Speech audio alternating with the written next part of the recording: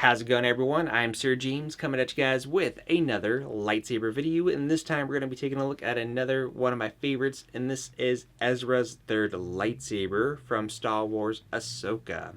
So before we hop into more details, I want to let you guys know that this video was made possible thanks to the folks over at NSabers. So as always, if you are interested in the hilt that I'm reviewing in today's video, or just anything NSabers tends to offer on the website, I do have my very own affiliation link and discount code in the video description down below, and I'll also pin it in the comments as well, just in case if you haven't seen it.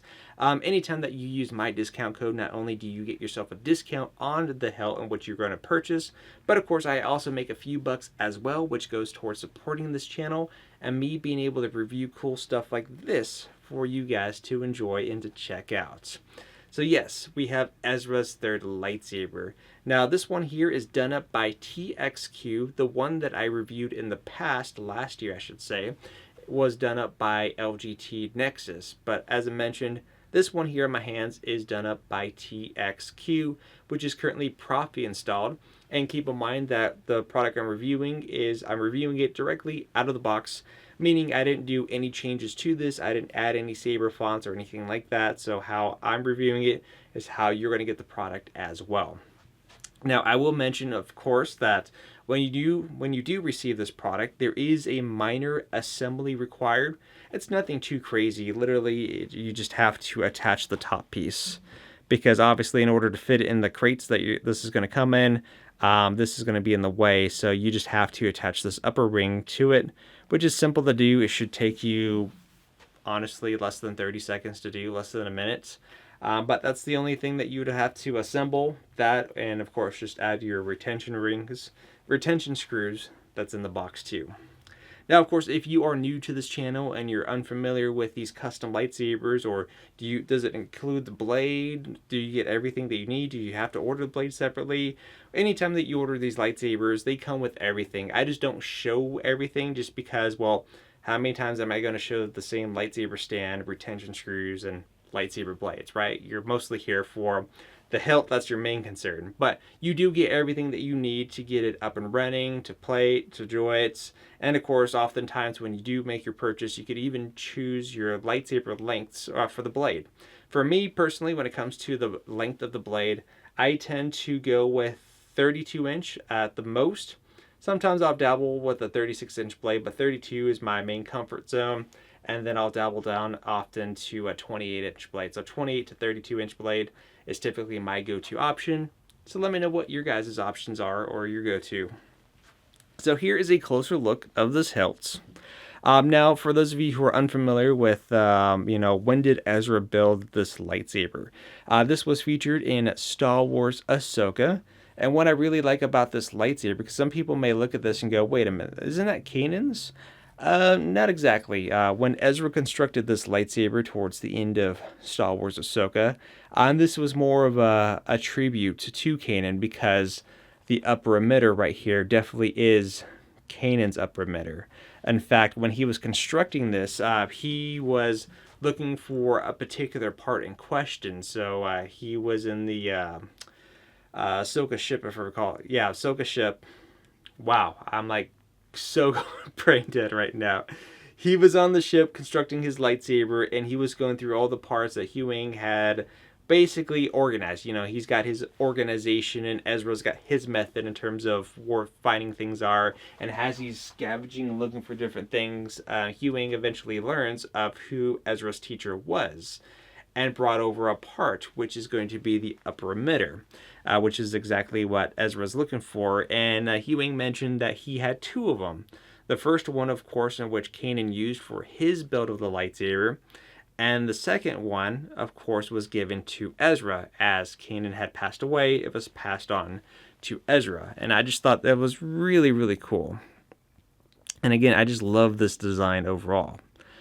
Here's our control box. Now, of course, this is where your buttons are going to be. This is a 2-button setup, so you have the upper and, of course, the lower. And I like these little add-ons here and things like that. It looks really cool. It's a design of a lightsaber that is not too complex.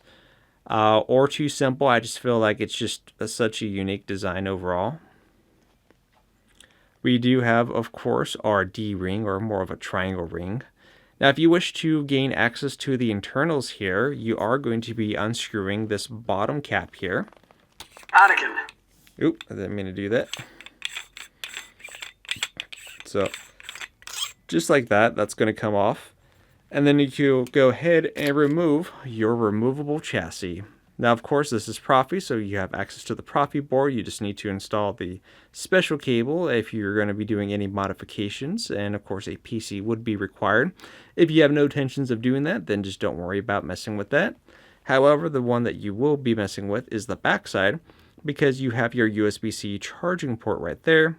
And, of course, the battery, which is also removable. Now, the batteries by default are typically hard to remove, so you might need a little tool to kind of pry those out.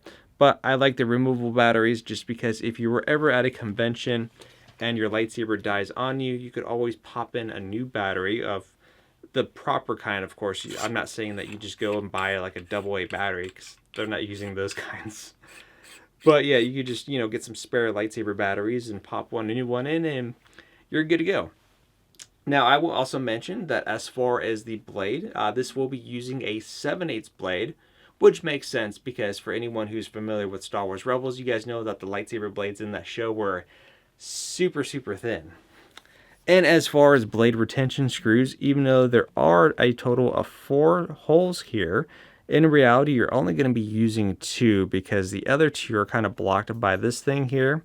Kind of makes you wonder why they even put the extra holes there to begin with, but it is what it is. But it's not that big of a bother anyways, because once a blade is in or blade plug, then you're not really going to see that at all.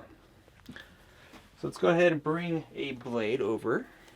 Now, this lightsaber, again, is just extremely comfortable.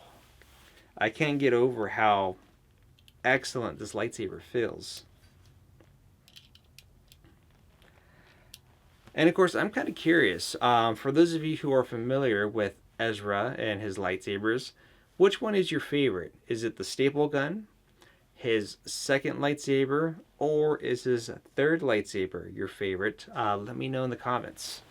We're going to go ahead and turn off that light. And I guess before we start cycling through the saber fonts, in terms of just lighting it up, let's go ahead and just cycle through of all the fonts that are on here. Like I said, everything that I'm showcasing in today's video is default out of the package. There's nothing I added my own, so that's how you're going to get it. So right now we're on a Anakin font, so we're going to keep cycling through the fonts until we go back to Anakin. General Kenobi. Remember a Jedi. Tell me, is this training? My training? Angelic plasma. You cannot die, McLeod.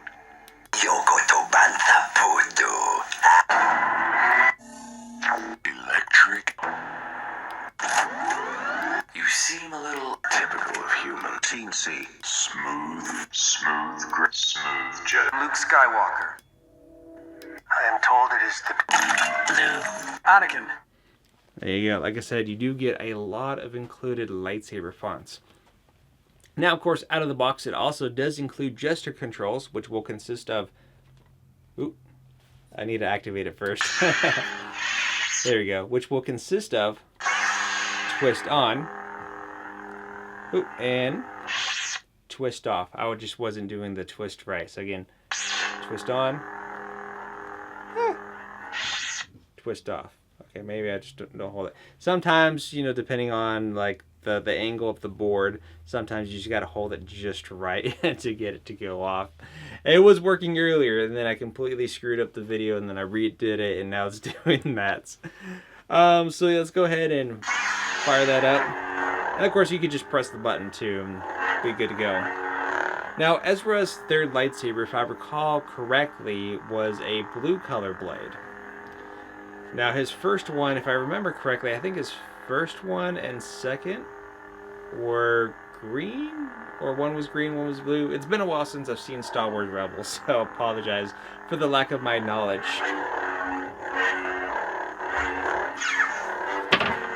Ooh.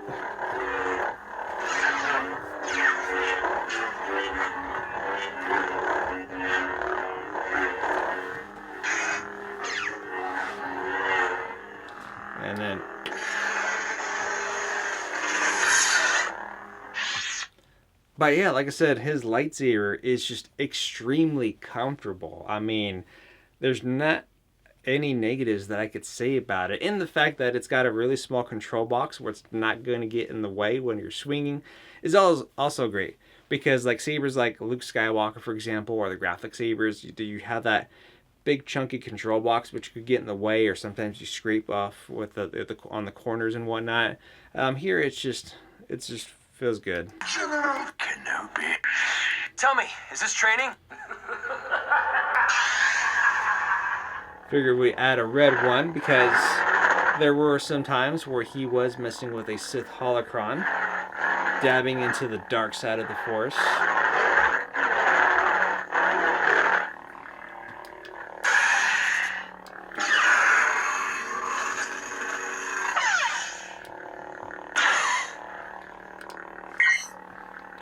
And of course, you also have your color change as well. So you can literally just be any color that you want and be happy with it. Let's see. And then lock it in place. Dark Sith. Never lose your... As you guys know, this one's one of my favorites just because I like the whole pod racing thing.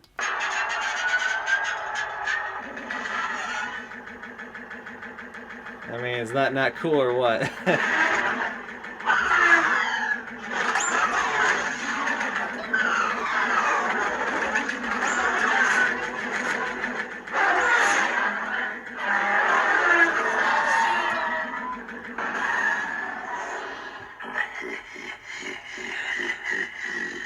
Honestly, it's the kind of laugh I have in my mind after I'm done messing with it.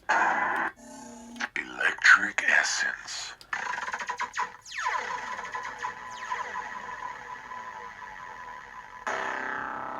Boom. And some of the saber fonts by default are going to have some weird effects to it. This one's my other favorite too, the speeder bike.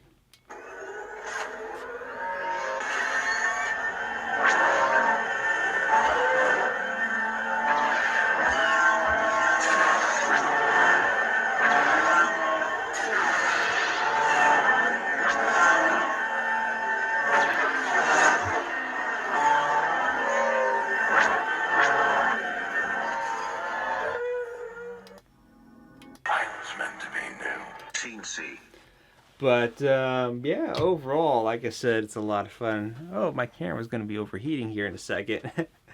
But yeah, overall, Ezra's third lightsaber is a fantastic design as far as a lightsaber goes, in my opinion. And this one too, in my hand, done up by TXQ, it's extremely comfortable.